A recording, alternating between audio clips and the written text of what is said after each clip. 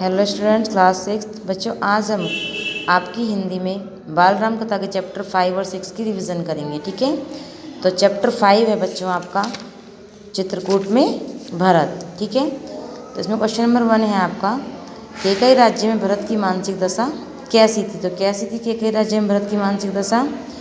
कैकेयी राज्य में रहते हुए भरत अयोध्या के संबंध में चिंतित थे। उन्हें स्वप्न आया कि समुद्र सूख गया है, चंद्रमा धरती पर गिरा पड़ा है, वृक्ष सूख गए हैं, एक राक्षसी उनके पिता को खींचकर ले जा रही है।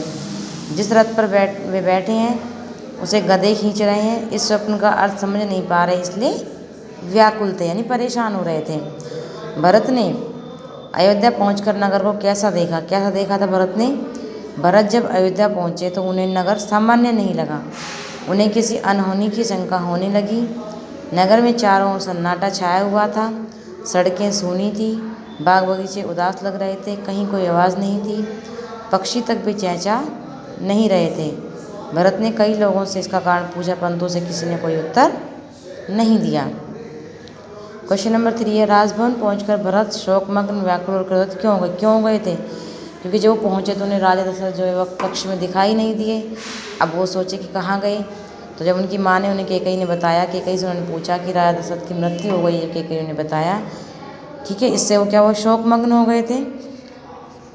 तो उसके उन्होंने पूछा कि माता से कि मरते समय पिता ने उनके लिए क्या संदेश दिया था। तो कैकेयी ने उन्हें कहा कि मरते हुए उन्होंने केवल 3 ही शब्द कहे, राम, सीता और लक्ष्मण। तो वे राम से मिलने के लिए व्याकुल हो गए। और जब उन्हें पता चला कि कैकेयी ने ही भरत को राजगद्दी दिलवाने के लिए राम को 14 वर्ष के लिए वनवास भेज दिया है, तो वो क्रोधित हो गए, यानी गुस्सा आ गया था उन्हें। ठीक है, भरत राम को मनाकर अयोध्या लाने के लिए कहाँ जाते हैं? उनके साथ और कौन है?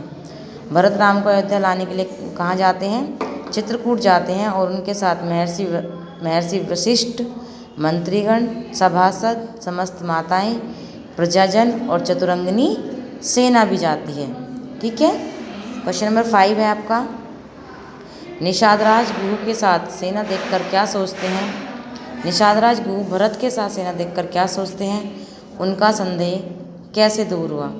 तो निषादराज गुरु जो थे वो भरत के साथ सेना देखकर सोचते हैं कि कहीं राजमत में आकर भरत राम पर आक्रमण करने तो नहीं जा रहा। वे इस तथ्य का पता लगाने के लिए भरत के पास गए तो उन्हें ज्ञात हुआ कि भरत तो राम को मनाकर अयोध्या वापस लाने के लिए आए हैं। उनका संदेह दूर हो गया और उन्होंने भरत का स्वागत किया तथा गंगा पार करने के लिए 500 नौकाओं का भी प्रबंध किया। लक्ष्मण ने सेना को आते देखकर क्या सोचा और राम ने उन्हें क्या समझाया? जब सेना आए तो लक्ष्मण ने क्या सोचा? लक्ष्मण ने सोचा था कि वो उन पर आक्रमण करने आए। लक्ष्मण ने जब भारत को सेना सहित उनकी ओर आते हुए देखा तो उन्हें लगा कि वे उन्हें मारकर एक छत्र राज करना चाहते हैं। राम ने उन्हें समझाया कि भरत उनसे मिलने आ रहे हैं। लक्ष्मण को भरत का सेना सहित आना उचित नहीं लग रहा था। वे भरत पर आक्रमण करना चाहते थे। जब राम ने उन्हें धैर्यपूर्वक प्रतीक्षा करने के लिए कहा, क्योंकि उतावलापन उचित नहीं होता है, यानी जल्दबाजी नहीं करनी चाहिए। राम और भरत का मिलन कैसे हुआ था? जब भरत ने पहाड़ी के नीचे देखा कि राम एक शिला पर बैठे हैं, वे सारी सेना पहाड़ी के नीचे छोड़कर शत्रुघ्न के साथ नंगे पांव दौड़ते हुए जाते हैं और राम के चरणों में आकर गिर पड़ते हैं। और शत्रुघ्न भी वैसा ही करते हैं। उनके मुख से जो है शब्द नहीं निकल रहे थे, केवल आंसू ही निकल रहे थे। तो राम ने दोनों को उठाकर हृदय से लगा लिया। क्वेश्चन नंबर 8, राम शोक में क्यों डूब गए? जब भरत ने राम को यह बताया कि उनके वन गमन के 6ठे दिन ही पिताजी ने प्राण त्याग दिए थे, तो यह सुनकर राम जो थे वो सन्न रह गए और शोक में डूब गए। भरत ने राम से क्या आग्रह किया? अन्य लोगों ने क्या कहा? राम ने क्या उत्तर दिया? भरत ने राम से प्रार्थना की कि वे अयोध्या लौट चलें। महर्षि वशिष्ठ ने भी राम को समझाया कि वे ज्येष्ठ पुत्र हैं, रघुकुल की परंपरा के अनुसार उन्हें ही राजगद्दी को संभालना चाहिए, इसलिए उन्हें अयोध्या लौट चलना चाहिए। परंतु राम ने स्पष्ट कह दिया कि वे अपने पिता की आज्ञा को उल्लंघन नहीं कर सकते, इसलिए वे 14 वर्ष से पहले अयोध्या नहीं जाएंगे। क्वेश्चन नंबर 10 है आपका, अंत में भरत ने क्या प्रस्ताव रखा? तो जब राम अयोध्या लौटने के लिए तैयार नहीं हुए तो भरत ने उनसे कहा कि तुम मुझे अपनी खड़ाऊ दे दो भैया। खड़ाऊ मांगी और राम ने उन्हें अपनी खड़ाऊ दे दी। भरत ने अयोध्या लौटकर उन खड़ाऊ को सिंहासन पर बिठाकर उनकी पूजा की तथा तपस्वी के वस्त्र पहनकर नंदीग्राम में रहने लगे। वे वहीं 14 वर्ष तक राम की प्रतीक्षा करेंगे। इन्होंने ये प्रण लिया यानी प्रस्ताव रखा था। ठीक है। क्वेश्चन नंबर 6 चैप्टर नंबर 6 है आपका दंडक वन में 10 वर्ष। तो उसके क्वेश्चन आंसर देखते हैं। भरत के अयोध्या चले जाने के बाद राम ने क्या निर्णय किया। भरत जब अयोध्या चले गए तो राम ने क्या सोचा कि चित्रकूट अयोध्या से बहुत नज़दीक है यानी बहुत पास है, और जो वहाँ की सेना है, वहाँ के अयोध्या वासी उनसे मिलने आते जाते रहेंगे, इसलिए यहाँ रहना ठीक नहीं। उन्होंने वहाँ से दंडकारण्य जाने का निश्चय किया और मुनि अत्रि से विदा ली। लक्ष्मण और सीता के साथ दंडक वन की ओर चले गए।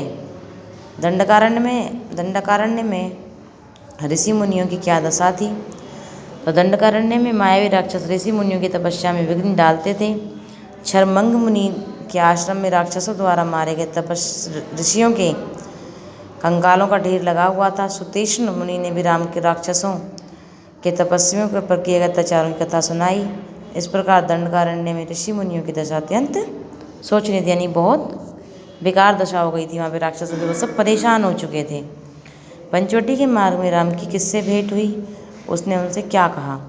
पंचवटी के मार्ग में राम की भेंट एक विशालकाय गिद्ध से हुई। किससे हुई थी?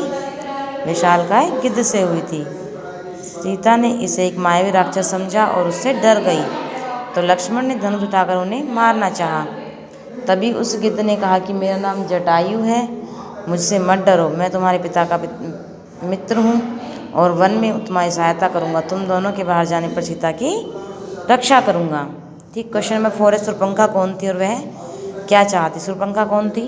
शूर्पणखा रावण की बहन थी और वह मायाविनी थी और राम अथवा लक्ष्मण से विवाह करना चाहती थी। क्या करना चाहती थी? विवाह करना चाहती थी। राम और लक्ष्मण ने जो विवाह करने से मना कर दिया तो सीता को मारने दौड़ी, तब लक्ष्मण ने जो है उसके तलवार से उसके नाक कान काट दिए। क्वेश्चन नंबर 5 खरदूषण कौन थे, उनके राम के साथ युद्ध का क्या परिणाम हुआ। खरदूषण कौन थे? खरदूषण शूर्पणखा के सौतेले भाई थे। कौन थे? शूर्पणखा के सौतेले भाई।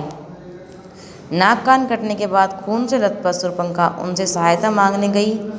उन्होंने उसके साथ 14 राक्षस भेजे। उन्होंने साथ कितने राक्षस? 14 राक्षस भेज दिए, जिन्हें राम ने मार दिया। बाद में खर और दूषण राक्षसों की पूरी सेना लेकर राम के साथ युद्ध करने गए और मारे गए। कई राक्षस जान बचाकर भाग गए। क्वेश्चन नंबर 6 है रावण को खरदूषण के वध और शूर्पणखा की दुर्दशा का हाल किसने सुनाया था और उन पर रावण ने क्या किया। तो रावण को खरदूषण की और शूर्पणखा की दुर्दशा का हाल किसने सुनाया था? कंपन नामक राक्षस ने सुनाया था। ठीक है। उसने राम से बदला लेने के लिए रावण को सीता के अपहरण करने की सलाह दी। रावण सीता हरण के लिए जा रहा था तो रास्ते में उसे मारीच मिल गया। उसने रावण को राम की शक्ति का परिचय देते हुए ऐसा करने से रोका तो रावण चुपचाप लंका लौट गया। ठीक है। क्वेश्चन नंबर 7 है आपका रावण सीता हरण के लिए तैयार क्यों हो गया।